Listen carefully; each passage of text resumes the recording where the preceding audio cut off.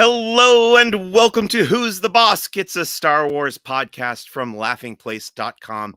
My name is Mike Celestino. I am your host. I am the lead Southern California reporter and editorial director for Star Wars content at Laughing Place. This is episode number 151 of Who's the Bossk, and we will be discussing the latest episode of The Mandalorian, the penultimate episode of season 3 of The Mandalorian, entitled The Spies. And for that conversation, I have invited back on the show my friend and fellow Star Wars podcaster, Drew Grgich, who is the co-host of the Heroes of the Halcyon podcast. Drew, how are you? Thank you for coming back on the show. I'm honored to be here. And boy, when you said episode 7 at first, I was like, oh, great. And then when I saw what episode it was, I was super excited. So thanks for having me back on. Sure, absolutely. Glad to have you. We were just saying before we started recording here, you kind of never know what you're going to get with The Mandalorian. So it's a little bit of a dice roll, but you landed on a really good one. Let's take some comments here. We are recording live via the Laughing Place YouTube channel. If you are watching live, please feel free to comment. We'll be happy to show your comments on screen here. Alexander Lee said, hi. Our friend Nick Tierce said, Drew is coming in hot with that Jaws wall. Gotta love the Jaws representation in the background there. And then our friends over at Skywalking Through Neverland said, hey, Star Wars podcasters. Always good to see you folks as well. Drew, tell me what's been going on with Heroes of the Halcyon. If you don't know out there, Heroes of the Halcyon, of course, is... now, are you guys still sure that this is the only Galactic Star Cruiser podcast? We still haven't had any confirmation that there are any others, so we're still claiming that we are the one and only. Yes. And what have been some recent episodes for you guys? We've had a lot of fun. The episode that we released today was an interview with the folks who started the Outer Rim Sabacc League channel on Facebook, which is a group of 2,000 members who enjoy starting cantinas in their homes and their cities and invite people to play Sabacc. We talked for a solid 40 minutes about Sabacc, which I never thought I could do, but it was fabulous. We've also recently talked with folks about just doing a Galactic Star Cruiser 101 so that people can learn about the voyage on the Halcyon. Nice. And we're prepping for a great voyage that's going to happen in about 3 weeks. That's the May 3rd, May 4th voyage. And it's going to be with a lot of other content creators. And it's taking a lot of our time. Yeah, you guys were nice enough to invite me to join you on that cruise, and I feel really bad that I wasn't able to make it, but it sounds like a tremendous amount of fun. I think I'm really looking forward to seeing some of the recaps or videos or whatever comes out of that experience. It's going to be legendary. Yeah. It's gonna be something else. We had dinner with you guys recently at Downtown Disney. You were talking about, Nick actually was talking about how you were kind of testing the limits of what can happen within the immersive nature of the Galactic Star Cruiser and something like that. We don't plan to push it too far because there will be a lot of folks who this will be their first voyage on the Star Cruiser, as opposed to, the rest of us who might be maybe poking at the edges of the experience. But we know we're going to have a great time. Excellent. I'll be looking forward to hearing about that. Our friends at Skywalking Through Neverland asked how we're feeling about the new Gaia soundtrack coming. Drew, don't say anything about that because that's part of Star Wars headlines this week. So let's not jump the gun, guys. Don't let's not tip our hand of what we got in store for you in this episode of Who's the Bossk. Let's get into the 5 Star Wars questions. This is your second appearance on Who's the Bossk, Drew. Are you ready for the 5 Star Wars questions level 2? Bring them on. Okay. 5 Star Wars questions level 2, number 1. What is your favorite line of dialogue in a Star Wars movie or television show? I spent so much time thinking about this. There's so much to choose from, but I just kept coming back to laugh it up fuzzball. I mean, the way that Harrison Ford delivers that line, just the way he turns around and drolly says it, that to me, I think that might have been the birth of my sense of humor right there, frankly. So I have a funny story regarding that particular line and a handful of other lines from The Empire Strikes Back. Because when I was a teenager, I think LucasArts must have put this out. It was like a collection of just audio samples from The Empire Strikes Back that you could assign to different events on your computer, Oh, that's cool. startup would get a sound, and Yeah, shutdown would get a yeah. sound, error message would get a sound. And one of them I had as Laugh It Up Fuzzball, and Nice. that computer, that PC that I had as a teenager got um passed down, I think, to my cousin or something, and that the sounds remained. They didn't change the sound. So these are just like a handful of Star Wars lines that this decidedly non-Star Wars part of my family started Nice. knowing offhand. But I always thought that was very funny. But Was it yeah, the error noise? Because that would have been the best one for that. I believe Laugh It Up Fuzzball was the error noise. I forget That's what great. some of the other ones were, but yeah, there were some good. Oh yeah, either Sarah or Richard said they totally had that soundbite thing. Yeah, I remember I had a big picture of Yoda on the box, but that was in the early days when something like that would have been more difficult to come by. Absolutely. So, number 2, which Star Wars planet would you like to live on and why? I hate to go back to the one that I've heard other people say. You try so hard to be original on these, but I have to choose Naboo. Naboo is Yeah, just so beautiful. It's the most, in my opinion, it's one of the ones we see the most of the various ecosystems. So we get a wide selection. I can spend time at the beach or underwater if I'd like. yeah. But some of those rolling hills, and it looks remarkably like Italy. Just so beautiful. So that's why I chose Naboo. Yeah, I kind of in a way I kind of wish they had never shot anything in Italy, because it really throws this question. Yep. It's Yes, too it it's does. too easy of an answer. By the way, I I know. forgot I to I tried so hard, but man, I just kept coming back to Naboo.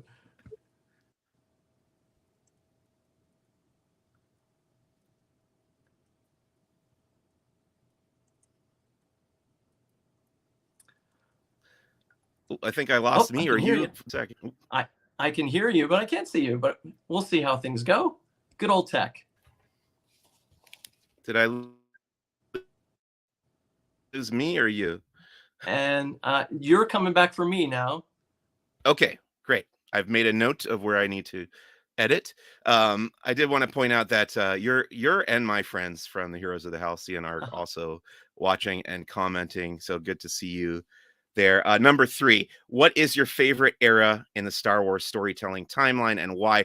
The examples that I always give are the Old Republic, which is thousands of years prior to the original trilogy, the High Republic, which is hundreds of years prior to the Skywalker saga. You've got the Fall of the Jedi era, which is the prequels. The Reign of the Empire is between the prequels and the original trilogy. The Age of Rebellion would be the original trilogy itself. The New Republic, of course, is when the Mandalorian takes place. You've got the Rise of the First Order in the sequel trilogy, and then I also include the Legends timeline, which is the old canon, the old EU expanded universe canon before Disney bought Lucasfilm. Which of those would you consider your favorite, Drew? The one I chose was Rise of the First Order. I mean, we've got wide open possibilities. The sky is the limit. We can chase things down in so many different directions, as I expect we'll talk about shortly. And Yeah. for me, that's just I like seeing where there are new horizons to fall across the whole mythos there. Okay. Interesting. Yeah, good choice. Number 4, which Star Wars creature would you like to have as a pet? Yeah. So again, man, listening to Holly Fry last week, again, they just make it too easy when they make Lothcat Right, so right. cute. I mean, Yeah. and the recent stuff figure, well, recent, it's been a few years now that Galaxy's Edge has been open for a while. Those Lothcat figures are just gorgeous. So that's obviously my selection. Yeah, Lothcat is definitely the Italy of Star Wars creatures, or the Naboo, where Yes. we eventually, if we hit too many of these, I may have to Right. say which, besides the Lothcat, besides Naboo, which Right. planet would you like to live on, and with which Yep. creature as a pet? So, number 5, which filmmaker or author? So this is how I always preface this: you're Kathleen Kennedy, you're the president of Lucasfilm. You're going to bring in a creative type to come and make their own or pitch their own Star Wars story. You can pick anyone working out there that you're familiar with. Who would you bring in to create their own Star Wars story, either in publishing or in movies or TV, whatever? Yeah, this is my absolute favorite of your round two questions. Okay. I went back and watched a few and listened. If I missed this one, I'd be surprised. But But I chose Gore Verbinski. I can't believe that he hasn't already been asked. That action scene at the end of Lone Ranger on the Sure. train Hmm. is just one of the best action scenes from any movie anywhere. And the way the music works with everything, I don't believe in the auteur theory, but I do believe that a strong director with a good eye, and he's clearly somebody who fits that mold. Yeah, and I'm certainly a fan of those first 3 Pirates movies too. He's Oh, such a yes, technical craftsman that, yes, I could definitely see him pulling off a yeah, really excellent Star Wars film. Nick says that Gore Verbinski is the correct answer, so excellent, when Nick excellent. comes back for his, inevitable second appearance on the show, he'll either use that or have to come up with something else. We'll He'll see. have, well, now that we know it's the correct action, there you It's go, the Nick. You're gonna have to correct choose answer, that. yeah. Okay, that's the end of the 5 Star Wars questions. Let's get into Star Wars headlines for this week. So this is mostly entirely stuff from Star Wars Celebration that came out last weekend. Because if you've listened to number 150, it was just stuff, interviews that I recorded at Star Wars Celebration. I haven't really talked about all the big news yet coming out of Star Wars Celebration. Were you paying attention that weekend, last weekend, Drew? Yes, I was very much so. So you ready to go through all this stuff? This is some big stuff coming out of this. Yeah, I've definitely. I'm very excited to talk about it. Okay, so the biggest news, arguably the biggest news coming out of Star Wars Celebration came from that first big presentation on Friday morning called the Lucasfilm Showcase, and they officially did announce 3 more Star Wars movies are in development. One will be directed by James Mangold and will be about the origins of the Jedi Order.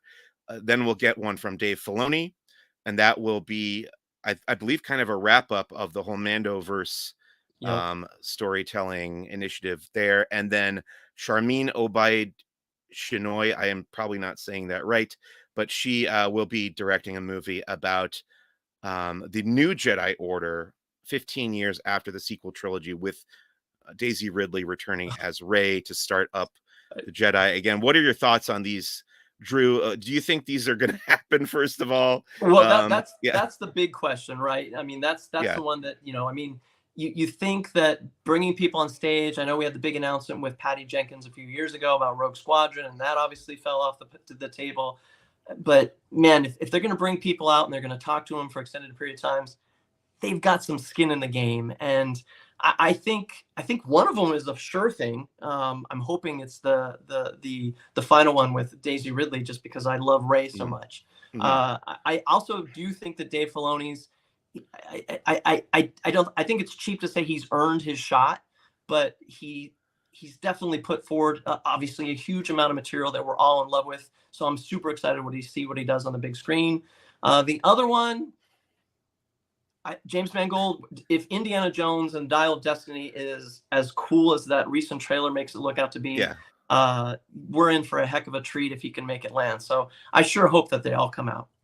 Yeah, I think my feelings are pretty much aligned with yours. I would say the difference between you and me is I'm probably most excited about the Filoni Yes. one. I am somewhat less interested in the later period Sure, stuff, sure. but of course, I will see it and Of go in with a course. very It's your open job. mind. It is my job, and also as a fan, I will see it. But yeah, as far as like Dave Filoni having earned it, I think that's absolutely the case, and very very curious to see what all 3 of these directors are cooking up. And yeah, crossing my fingers that these all do come to fruition, Absolutely. because I mean, my favorite thing about this announcement is that each movie is in a different era of Yes. Star Wars. I love Yeah.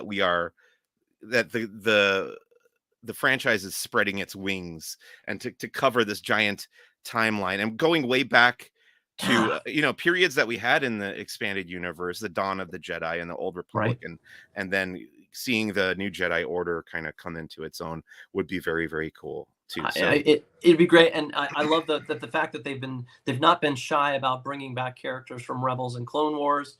Are they going to dip into the legend canon even more for some of these old things? mm, Might we see Darth Revan? I just parts of me just wonder if we'll get to see some of the stuff from some of the stuff that's even more yeah, esoteric. That would that be would. super exciting. It seems to be, and from what Dave Filoni has said in interviews, like they are frequently consulting Legends or the EU Mhm. for material, and we're seeing that already in the Mandalorian, which we'll talk about in a bit. So other stuff that got shown at Star Wars Celebration, I got to see footage of the Acolyte, Skeleton Crew, and stuff from Ahsoka. I don't think all this is out there officially yet, but they did release the shorter version of the Ahsoka trailer. Did you get to watch that, Drew? I did. It did. What did you think of that? That I'm on pins and needles too. I'm a huge fan of Thrawn more so than Ahsoka, just because right. I'm still not attached to the Rebels. I'm still trying to wade my way through Clone Wars and Rebels. But I think Thrawn is an amazing character, and I think the fact that we have that coming in front of us, I can't wait. Yeah, I think you and I are probably of the generation that would have grown up more on Thrawn. Obviously, Ahsoka was just introduced 15 years ago, so I was already in my mid to late 20s, I think, when that happened, and I had drifted a little bit away from Star Wars when the Clone Wars, the Filoni version of the Clone Wars animated series started. So I don't have that attachment to Ahsoka, although she has very much grown on me in the years since. But yeah, this kind of brings me to my next point, and that was something that I said last week already in this podcast, was that the moment where Lars Mikkelsen was announced as the live action version of Thrawn, I just I was moved to tears. Really, I was just so happy to be there in that room. So cool. With this character that I grew up on, that I loved for more than 30 years, just to see him come into live action in this way. Well, what do you think of the casting? Are you a fan of his performance as that character in Rebels? I'm absolutely a fan. I think again, I haven't seen much of Rebels, but I've seen enough now just to understand. But I'm Ahsoka is going to be a slam dunk. I don't see any way that my expectations are set really high, which is where sometimes you're slightly disappointed.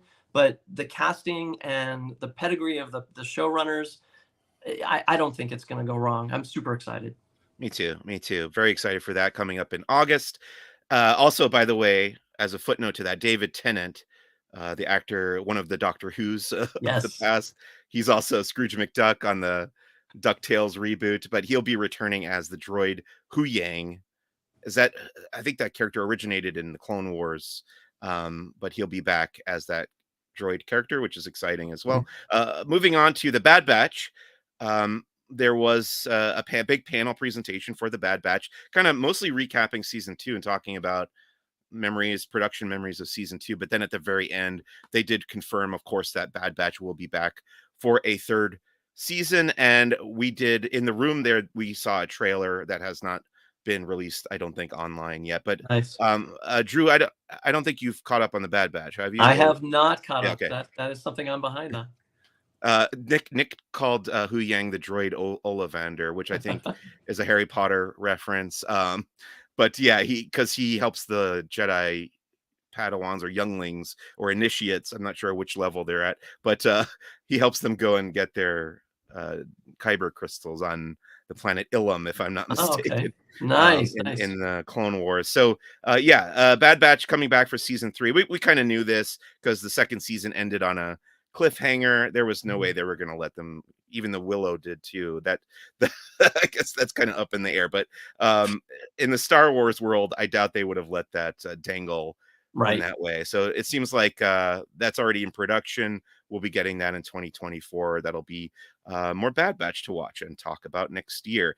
Tales of the Jedi, another animated series coming back for a 2nd season. Now, this was the show that focused on Ahsoka and Count Dooku in the 1st season. Did you get to watch that one, Drew? I did not get to watch that one either.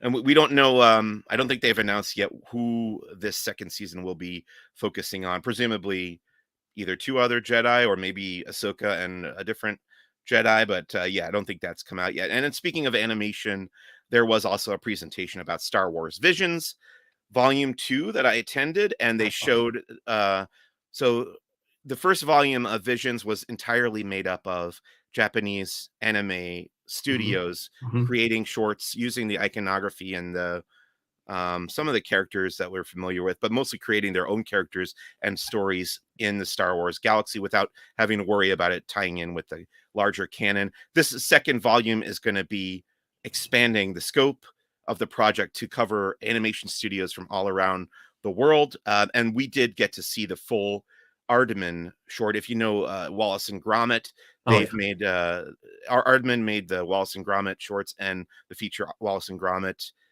movie, and then Chicken Run, a bunch of other stuff that was really fantastic. Are you excited for Visions at all, Drew? Absolutely. The just seeing what people are doing when they kind of lend out the IP just to get some other cooks in the kitchen to play with these ingredients is just it's super exciting for folks like us again who've been used to seeing kind of the same old, and to see it through a different lens is going to be really exciting. I didn't realize that the Wallace and Gromit folks were going to be involved, so that I'm particularly excited about. That was a lot of fun getting to see that full short in that audience. It got a big reaction. It's very, very funny, of course, and it's got a lot of action actually, and then just a ton of Star Wars Easter eggs. Like I was trying to keep track, and there were too many to count.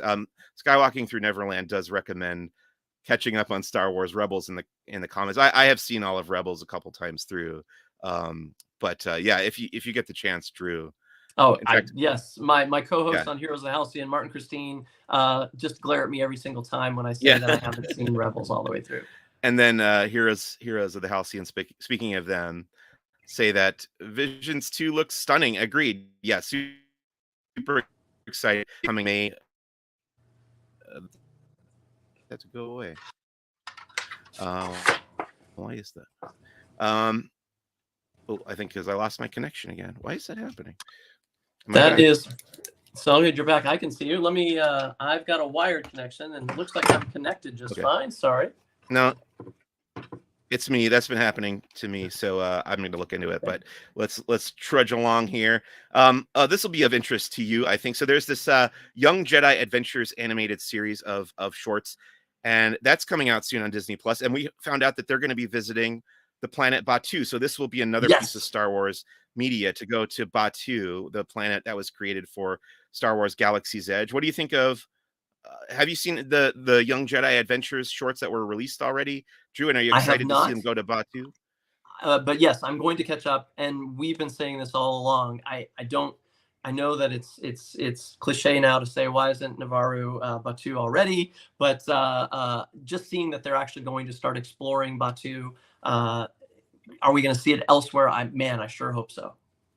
Me too. Yeah, super excited to get more Batuu in any kind of media. So that's fun news. And Young Jedi Adventures, I think, is premiering in a week or two here on Disney Plus. So that'll be fun to check that out. All right. Here's the big moment where you get your time to shine, Drew, because this is Galactic Star Cruiser news. So we did find out during the Disney Parks presentation, which was moderated by our friend Holly Fry, who was on episode 149 last week on Who's the Bossk, and they revealed on stage that Gaia, who is the pop star that performs in the story of the Galactic Star Cruiser, will be getting her own playlist, streaming playlist with a lot of her music coming on May the 4th. And Scott Trowbridge, the Imagineer, also announced that this will be getting a vinyl release sometime later, which is the part that excites me because I like the physical media. But yeah, what was your response when you heard this, Drew? I absolutely over the moon. I think for folks who've been listening to podcasts, they will know that literally pretty much every week we've been saying for the last year, why don't we have a day and date playlist? Why can't I buy that when I got off the ship? That they're literally just leaving money behind, and that's not like Disney. So I'm just thrilled because the music is fabulous. I would encourage any of your viewers or listeners to go to YouTube. You can see a number of those songs. It's great music. Obviously, the performance is even better in person, but it's some of the best music that I've seen Disney put out in years. Yeah, I'm super excited for that myself. The only asterisk I want to put at the end is that I also want the vinyl release of the DJ Rex playlists. We got to get both of them on vinyl, all of it on vinyl. I think that would be awesome. I hope that happens eventually. Skywalking Through Neverland said they find it amusing how they created Batu because it's an unused planet in Star Wars, and theoretically we're supposed to tell our own stories there, but now they're setting so much stuff on Batu. Yeah, I have thought about that as well, and yeah, it is kind of a contradiction in terms, but I think the real reason they created Batu is that in my opinion, is that it's kind of representative of a lot of different Star Wars biomes kind of Yeah, combined into one. it's a pastiche, sure, sure. Yeah. And then they also said Gaia's show is fantastic. They Yes. had a great video. I don't know if you saw this, Drew. Skywalking Through Neverland was one of the first YouTube channels that had the full Gaia show from the dinner with Nice. captions. They did captions of Oh, okay. all the songs so you could interpret the lyrics. But I that was did really a good resource. I did see that one, and I didn't realize that was them, and yes, that Yeah. is a spectacular version of that performance. Absolutely. So, getting out of park stuff and into Return of the Jedi, which is celebrating its 40th anniversary next month, it will actually be returning to theaters for the 40th anniversary. Is this something that you would go see in theaters, Drew? Opening weekend, Yeah, absolutely. you're I going. can't wait. Can't wait. So it'll probably be the most recent version of this movie, right? With the blinking Yeah. Ewoks, right? Yeah, yeah. Which I'll hold my nose, because there's still so much that's amazing in the Right. even the newer versions. Just such a great movie. I know that there are some people who look on it with some derision because of some of the Ewoks are too childish, et cetera, et cetera. But I love that movie wholeheartedly. Just Sure.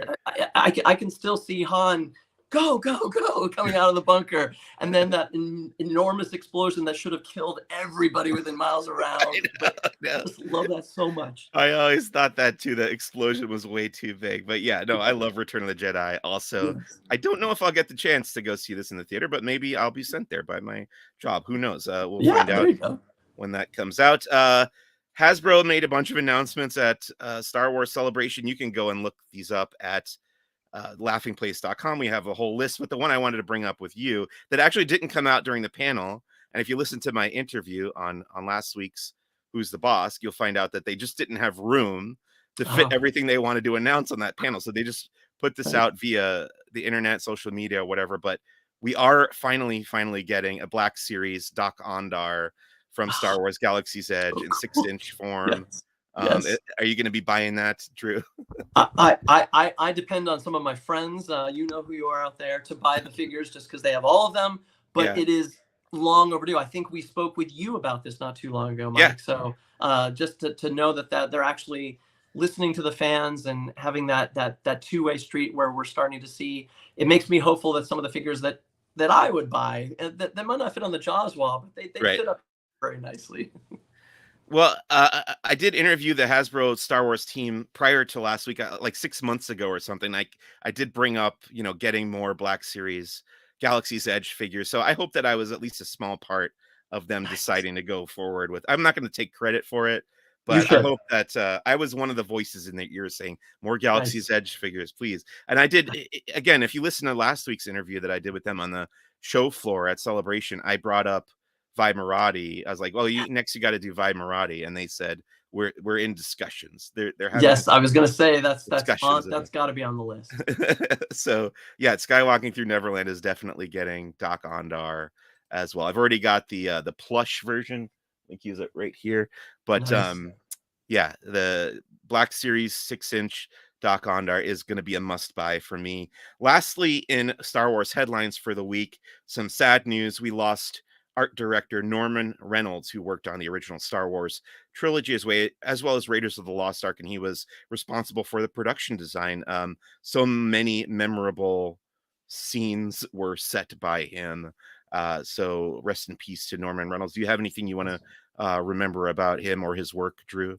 I just as with everybody, it's sad to see that the original trilogy is long enough past that this is only going to come up more and more, and it's always sad to see people who contributed to a big part of all of our childhoods and all of our movie history. It's sad to see those folks go, and we appreciate the work they did, of course. That's definitely true, and that news came out like right as Star Wars Celebration was getting ready to start. So it was just kind of a sad way to start things off. Yeah. But he's another one of those folks whose work we'll always remember and will always appreciate. So sad to hear that. But let's get on into our main topic for this week, and that is The Mandalorian, Chapter 23, The Spies, which is the penultimate episode of Season 3 of The Mandalorian. But let's start with asking Drew. Drew, what has your overall relationship been with The Mandalorian, and what did you think of the previous 6 episodes of the 3rd season?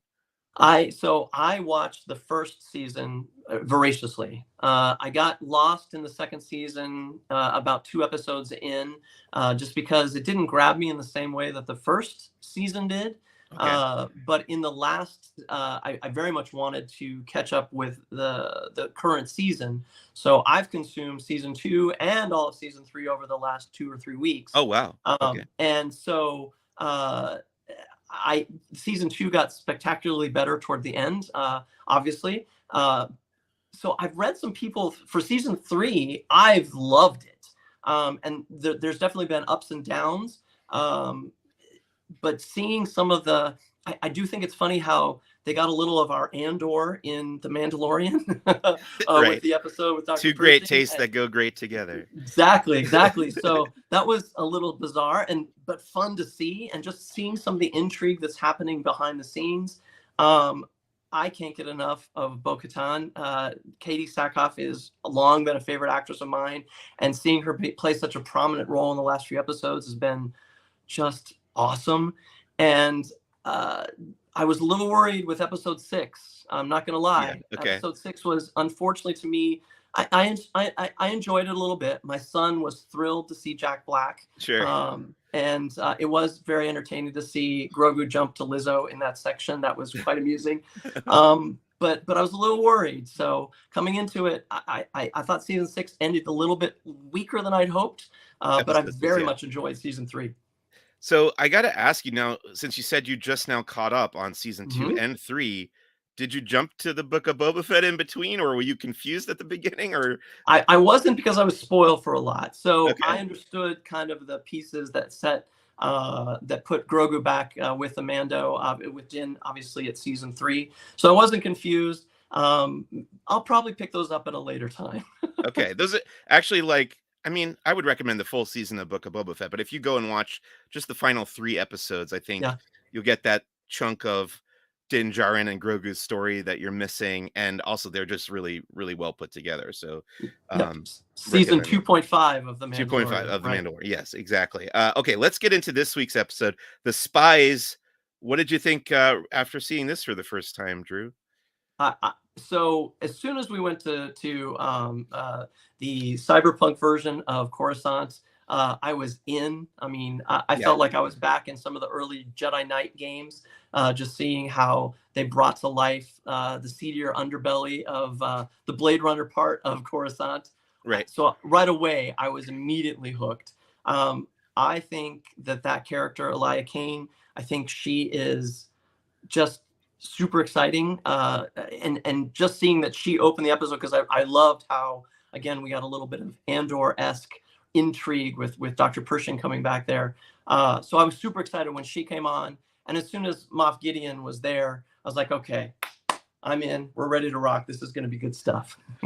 Yeah, so the way I watched this episode was a little bit piecemeal, because they showed that opening, the cold open, during the panel on Friday morning. They showed the Elia Kane talking to the probe droid, Moff Gideon's hologram, and then they showed the whole scene with Moff Gideon walking through the hallway with the troopers, and then the Shadow Council, as they're calling it, with all the different warlords, the remnant Imperial warlords, and then they were like, Jon Favreau and Dave Filoni were like, hey, do you want to watch the rest of the episode? You can't do it right now, but if you come back in the evening, we're going to show the whole episode. So that's where I saw it, in the big audience there on the celebrations. It was, I got the same experience back at Celebration last year with Obi-Wan Kenobi. So just getting to watch this new episode of Star Wars live action TV with a huge crowd.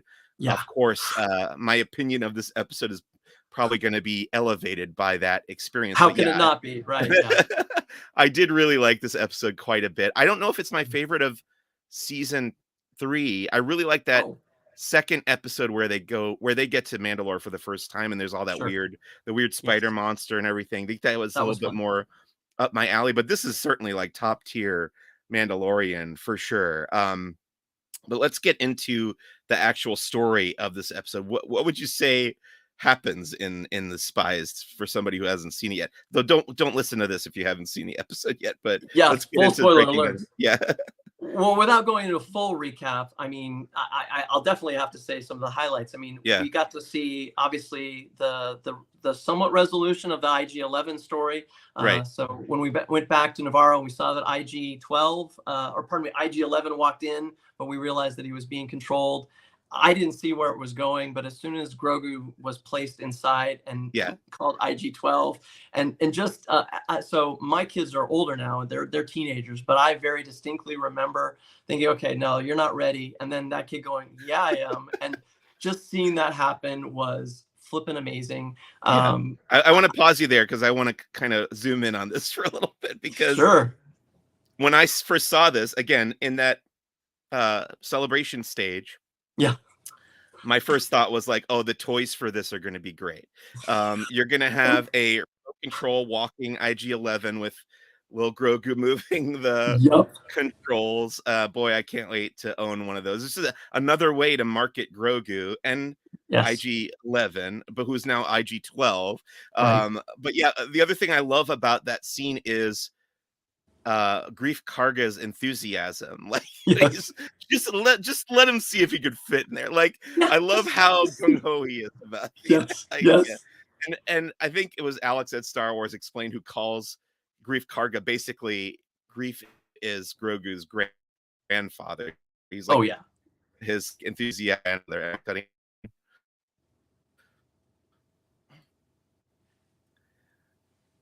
You get me back there?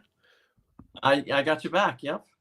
Okay. Yeah, sorry about that. I'm gonna look into Oh, that sorry. for sure before the next recording. But yeah, Grief is the granddad, and he's just all for Grogu getting to have this new little what he calls a vehicle where he gets to Yes. basically have a little bit more autonomy as a character kind of walking around. And then now he can say two words. He can now say yes and no by pressing this No. button, and you hear Taika Waititi's voice coming out of Which is fabulous. And that, of uh course, will be on the remote control. So you'll be able to hit the yes and no button as you're walking along. yes. So that'll be great. Exactly. But I could just picture Taika like in the booth recording those lines and having so much fun with Yes. just saying yes, yes, yes, and no, no, no over and over again. But yeah, that was a very welcome bit of comic relief and comic relief that I thought was genuinely funny in an episode that Yes. was overall mostly pretty taking itself pretty seriously, which I also enjoy. Right. But I thought there Yes. was a good balance of both of those things in this episode. So yeah, where we go from there is basically this whole mission to reclaim Mandalore. And it's two factions of Mandalorians. You've got the Armorers faction, who are Mhm. called the Children of the Watch, and you've got Bo-Katan's faction of Mandalorians that had gone off and become mercenaries. And in the previous episode, the one with Jack Black, she kind of reclaimed her fleet, and now they're Yes. brought together, and they're going to go and visit Mandalore and start setting up a colony back there again. I don't know. What did you think of all this stuff of these two factions coming together and the way that they were interacting with each other, both on the planet Navarro and after they get down to the surface of Mandalore? Spectacular ways where we can see some character dynamics and see two groups with different philosophies coming in. So they're setting the stage for excellent drama. I don't mean to mix my science fiction genres and stories, but I do get a McKee feel from Star Trek, where we have those Yeah. group, and so having the mercenaries come in is going to serve that same dynamic where we get to see similar goals from a different perspective, and the storytelling possibilities are just so exciting. And we got to see a lot of it in this episode. Yeah, I really liked all that stuff. I really liked all these characters bouncing off each other. I loved kind of the metaphor of them playing the chess game and talking Mhm. about the different rules and how they kind of have to learn to get along. Yep. Um, but then we also meet this third faction of Mandalorians, and these are survivors of the purge that are ostensibly, according to them, they have been living on the planet and kind of Right. roaming the surface ever since then. And this kind of brings me to the big question that I have about this episode. I think is a good time to talk about that. The title of the episode is The Spies, Yes. plural. Hmm. Now we know the episode opened with a spy. Her name is Yes. Elia Kane or Elia Kane, one Yeah, of I don't know those. which it is. But she's only one person. You know, she's not plural, as the title will imply. Who do you think are the spies? Is it these other Mandalorians that we meet in this episode, or is it somebody else, Drew?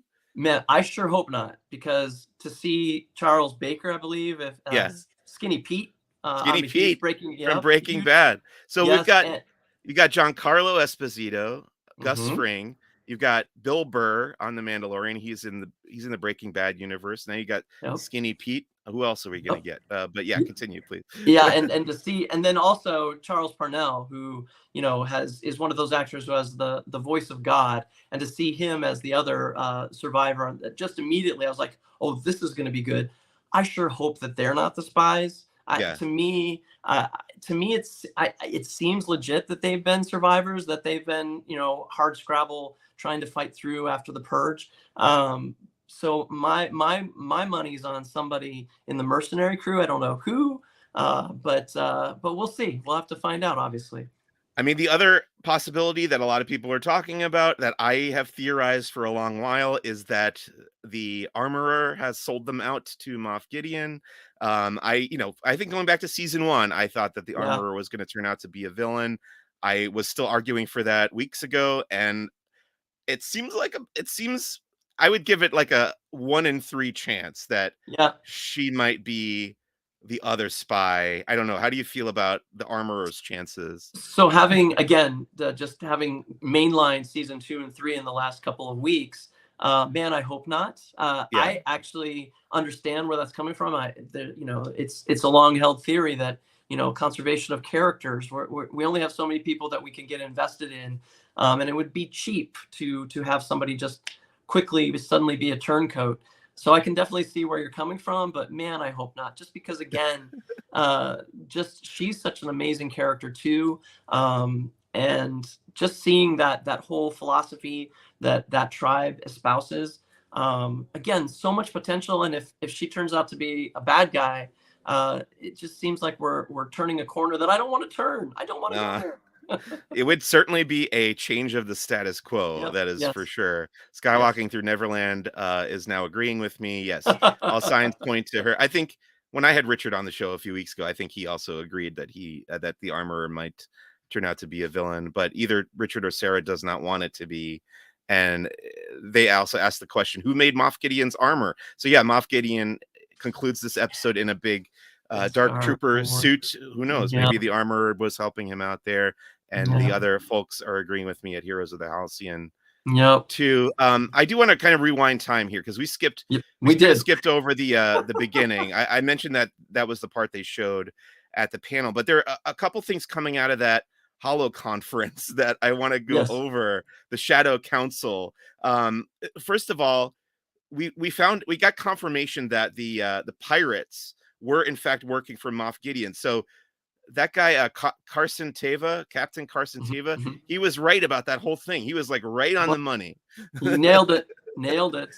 And then we I, find out that yeah, Gideon's cloning project is not necessarily in concert with all these other Imperial warlords. He's kind of doing his own little cloning project, and then Hux's dad is running the Project Necromancer, they're calling it. yes. So I think Which that's the project to bring Palpatine back. But what do you think Gideon is cloning? What is his idea for the cloning that project?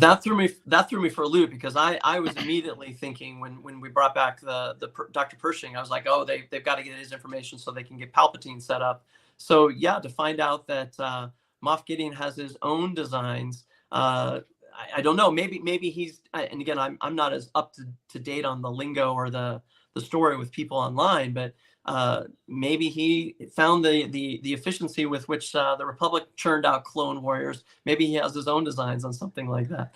Yeah, that could be it. But he also talks about combining the best aspects of the Mandalorians, the Uh-huh. Jedi, and what else? What was the third thing? I don't know. But bringing all that together and creating a new, I guess, aiming toward a new political hierarchy or whatever Right, that his right, sure. goals are.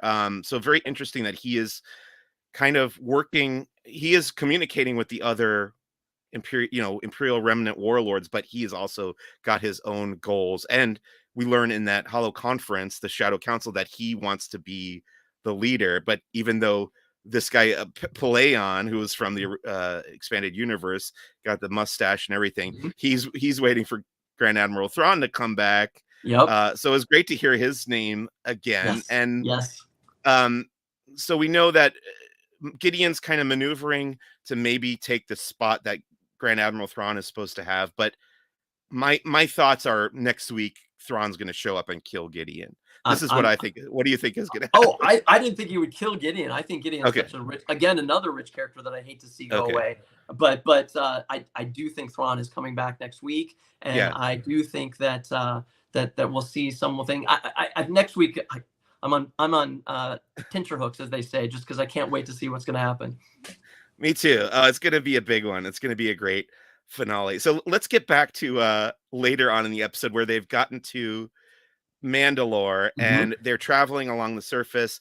There's this great conversation between Din Djarin and Bo-Katan where he kind of vows fealty to her. And my wife told me that when she saw that scene, she thought that meant Din Djarin was going to die in the episode, which I thought was interesting. That Yeah, because anytime you get a really emotional character moment sure. like that, but it's kind of this old like medieval idea of like you have my sword until you Yes. completed your goal basically. But I really like that scene.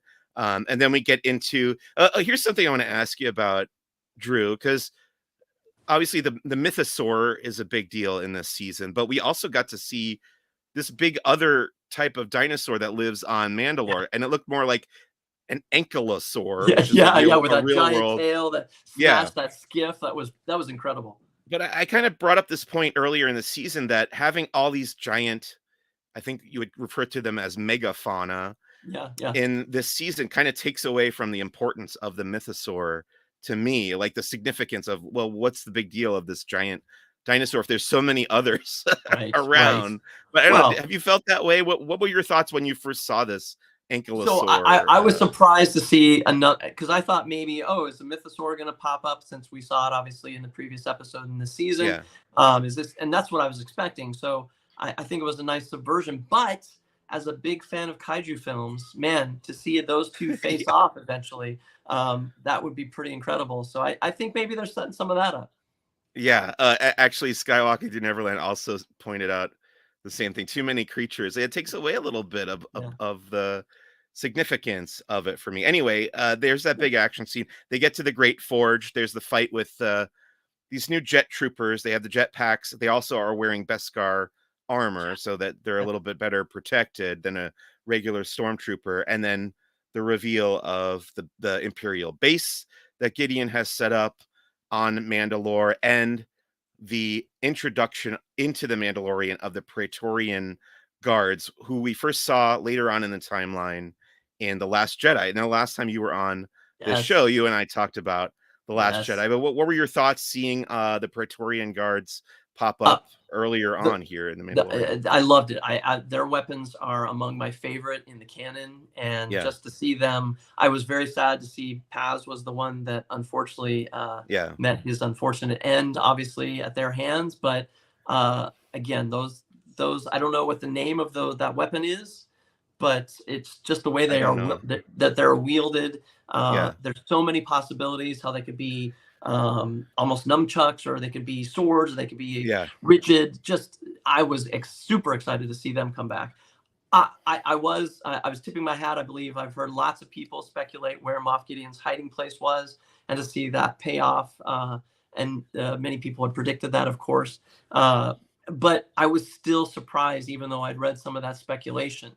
It literally took me back, just like I'm sure it took the characters back when they come back, and then immediately like, oh yeah, earlier on, Moff was asking for the interceptors, he was asking for the yeah. bombers. So yep, here's where we are. So that whole scene was just a cherry on the end of the sundae there. It was a really, really well crafted action scene. That whole Yes. fight between Paz Vizsla and first between Paz Vizsla and the troopers, where we see how good he is at taking them all out. So they establish how badass he is. Not that we haven't seen that Yes. before, because he's Right. kicked butt a lot in this show. But yeah, he with his heavy gun, he takes a bunch of them out. Then the gun starts overheating, and you see it's getting really red. So he just uses it as like a battering ram, Yep. and then he just throws that down and starts knocking them off the platform. And then so that's establishing how awesome he is. And then Yes. the fact that you have these Praetorian guards come in and are able to dispatch him.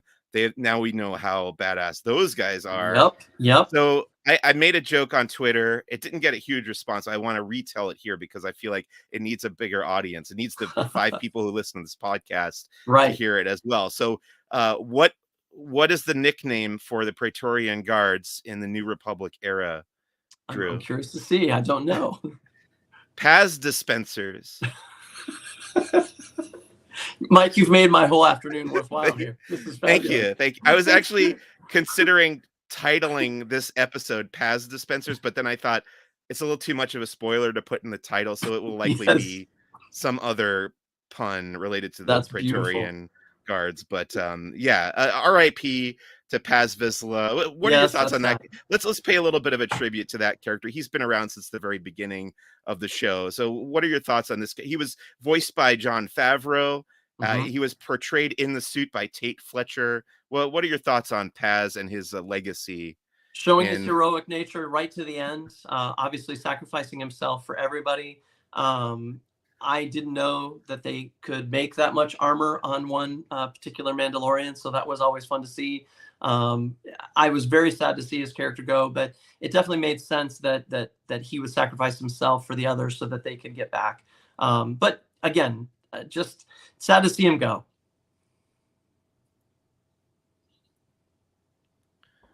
I am sad to see him go as well.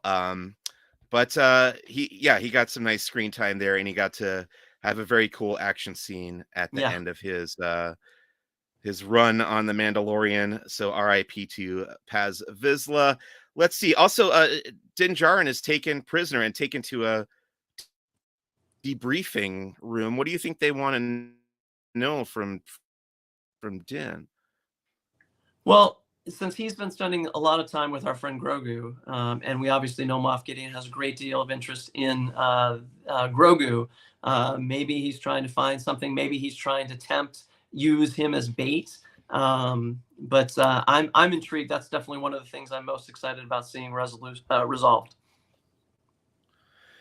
Absolutely. So that's kind of the cliffhanger that we're left with at the end of this episode, Drew. What do you think we're gonna get in the finale? I think that's the big question left. We've got one episode left in season 3 of The Mandalorian. What are you expecting or hoping from the final episode? Well, I keep trying to figure out what Thrawn is going to say, because again, I'm very confident he's going to show up. I definitely hadn't thought of him facing off with Gideon or putting him down in any way, but I could see that happening. Yeah. I do think we're going to see some excellent combat. I think that they've just shown that the Praetorian Guard and those new troopers with the Beskar armor, Mandalorian armor, just seeing them fight would be just spectacular. So I think that's what we're going to look forward to for sure. Yeah, I think you're on the money with a lot of that stuff. I don't think we're going to get Boba Fett though. At this point, I don't think my wish for Boba Fett and Fennec Shand to be in this season doesn't seem likely at this point. But that's okay. We've gotten a lot of good stuff. Beyond that. Who was Axe going off to get? I mean, that's a part 2, because he left, obviously. I believe that was Axe who left through that opening up above. Oh, right. And so I was trying to remember who he would go recover or who he would connect with. Obviously that's going to be told. So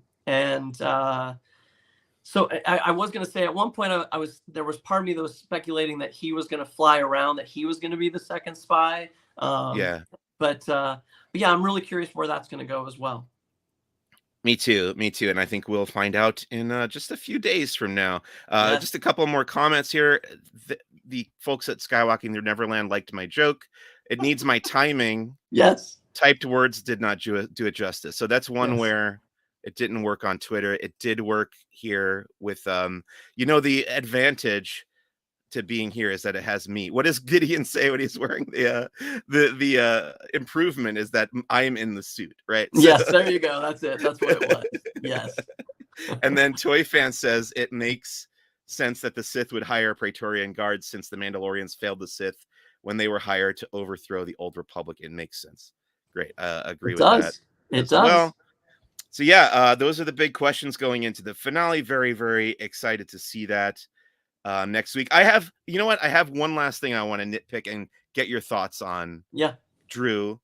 This sound where when they take off the helmet. So there's this in the captions and subtitles, they call it the helmet hiss. Yes. Helmet hiss. This sound came from Darth Vader's helmet in The Empire Strikes Back when the thing is like lowering his helmet, he goes psst, or Right. whatever. And I Yes. get in Vader's suit, I understand because he's being Airtight. sealed into this environment suit Yep. that helps keep him alive. With the Mandalorian helmets, I don't know if that sound makes sense because you Doesn't can make see sense at like all. Bo-Katan's hair like dangling out Fell underneath. through, so it's certainly not airtight. And they Right. put their thumbs under when they pull it off. So yeah, that seems a little. I guess it's better than maybe a squelching noise, which is maybe something else they could have gone with. But yeah, that is a little weird. I think about it every time it happens, and I have never Yes. mentioned it, so I thought it would be a Yes. good Thanks. time to Well, talk about it. Yeah. now every time, since I'm blessed to not have to worry about hair too much. Next time I take off my cap, I'm gonna go helmet hiss. So yeah, that'll be good. All right. Anything else you would like to say about the Mandalorian before we move on here, Drew? Again, this is something we frequently remark on. How amazingly lucky are we to live in an era No, where yeah. we get spectacular television? You're right. Some episodes not as good as others. I mean, they can't all be Sure. spectacular winners, but just seeing this true space western come to life, it's a miracle. Every time I watch one of these episodes, I'm just reminded how lucky we are. Great way to end our discussion on the Mandalorian for this week. And that's going to bring us to our final segment here on Who's the Bossk.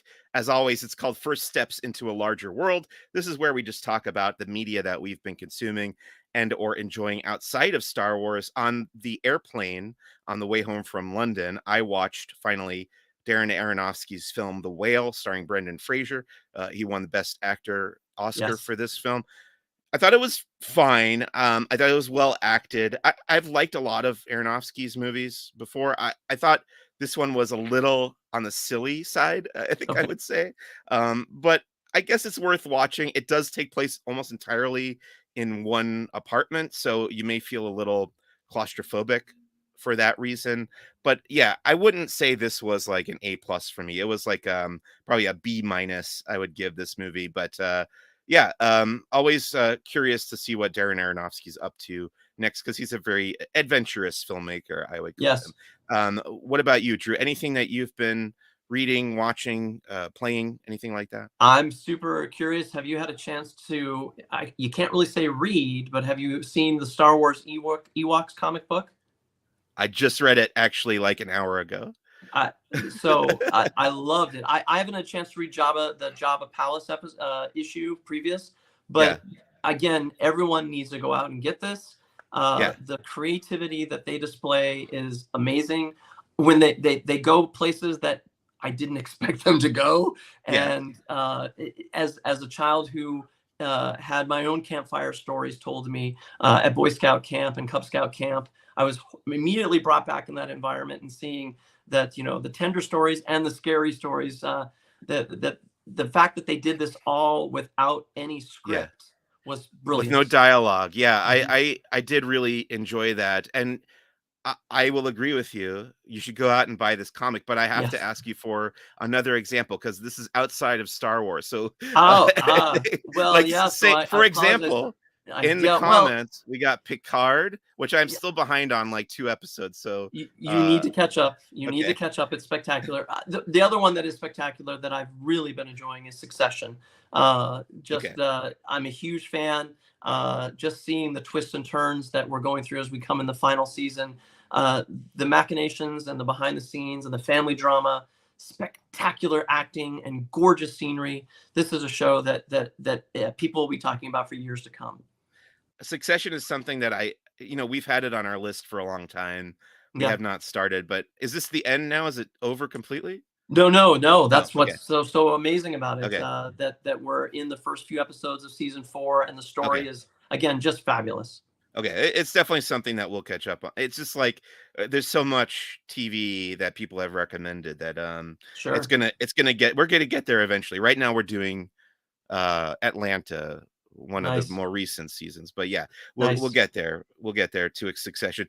So that's going to be the end of this week's episode of Who's the Boss. I definitely want to thank my guest, Drew Grgich, for coming back on the show. Drew, thank you for taking an hour out of your week to chat with me about Star Wars. It's great to talk with you again. Absolutely, my pleasure. Thanks very much for having me. Sweet. Where can people find you, Drew, besides Heroes of the Halcyon? Where can people find you, and where can people find the podcast? The best place I am going to say is definitely the Heroes of the Halcyon podcast, where we cover all things Galactic Star Cruiser. We've been broadcasting now. Our 50th episode released today. It's wherever you find your podcast. We've also been throwing our old audio on YouTube as well, so that people who consume their podcast via YouTube are able to do so there. Love to have you listen and come aboard. Fantastic. Thank you, Drew. Next week on Who's the Boss, it's the Mandalorian season 3 finale. Very excited to watch and talk about that. As always, please visit laughingplace.com for all your Disney news and opinions. And I am on Twitter at Who's the Boss Pod. My name is Mike Celestino. Thank you so much out there for listening. See you next time. Bye. Bye.